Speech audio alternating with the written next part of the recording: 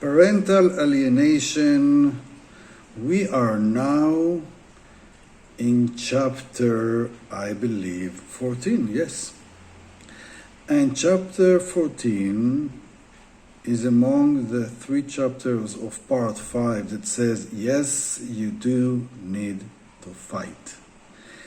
And as I explained in the previous chapter, sometimes the word fight needs to be updated as far as the true meaning that we refer to.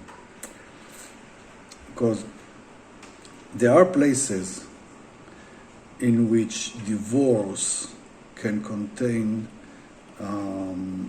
unnecessary fights between the couple.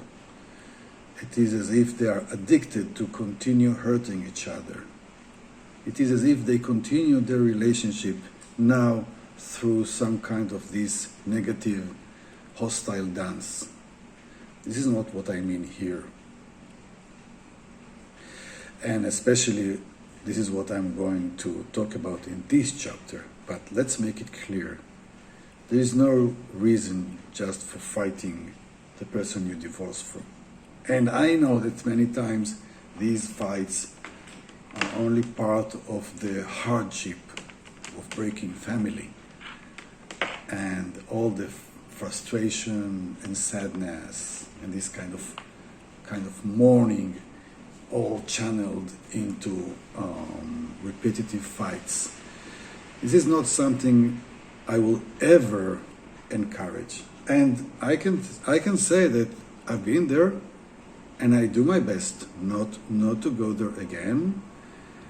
And it is a potential, it is a negative potential, and I do my best. I know there's nothing good, nothing can come out from this that can benefit anybody. But when we are here in dealing with this complicated, painful state of parental alienation, there is a kind of fight that sometimes is truly needed. Because something radical has happened or is taking place. Children are kind of taken from their parent. Not because this parent is aggressive, not because this parent is not functioning well, not because this parent is not willing to do the work of being a parent. None of them. None of them. I would say it even a kind of moral crime. There's no real criminals here. There are no real criminals, but it hurts children a lot. And it hurts your children. It hurts my children. And I'm not trying to blame anyone here. But this is something radical. It is extreme. It is very bad to their development. So you need to fight because this is your job as a parent once there is a radical process that hurts your children. You go out there and you fight. But fight doesn't always mean that you need to hurt someone. I'm not talking about this negative dance between two divorced people that cannot end this process of separating. This is not this. I'm not talking about this issue. I'm talking about fighting your right to be a parent. Yes, and you need sometimes this energy of I am fighting. And I am fighting means I do not let go. I do not give up. I do my best. I do everything in my power. Everything legal I can do to make sure that my children will have me as a parent, at least like they have the other parent. It is my duty sometimes to fight for them.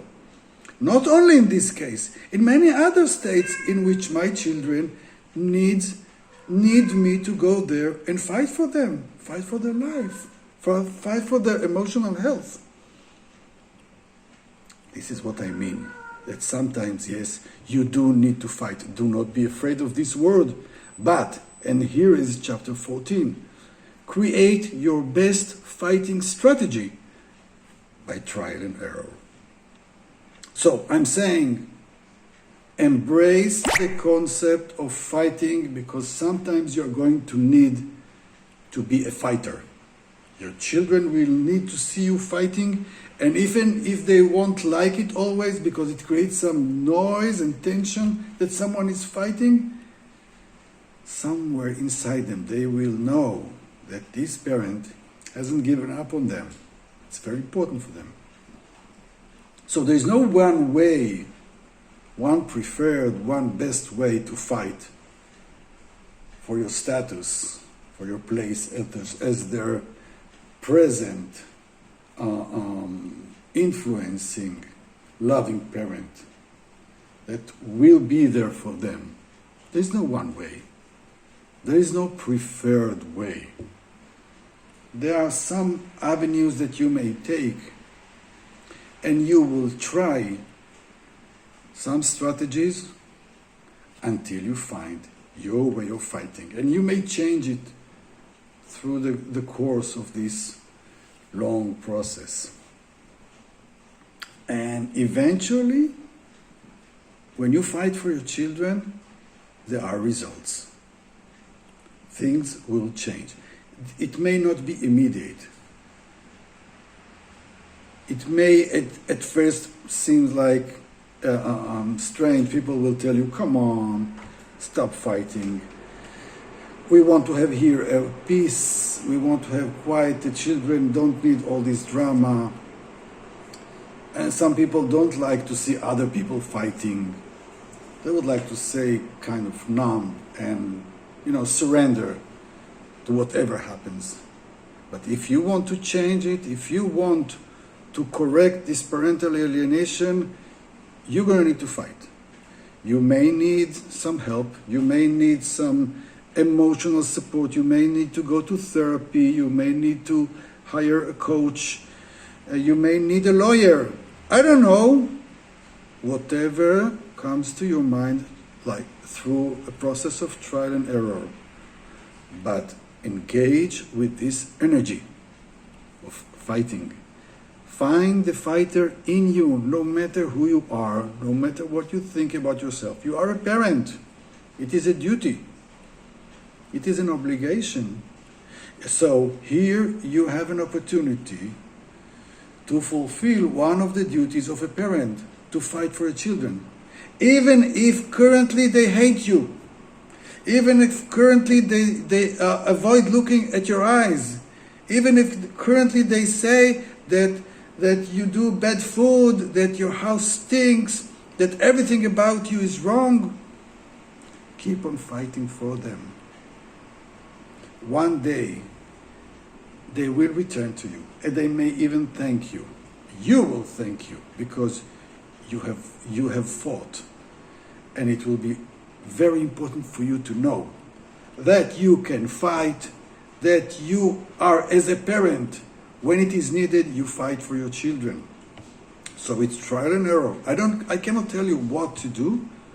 I can tell you that from time to time, you're going to have to recruit from you the fighter.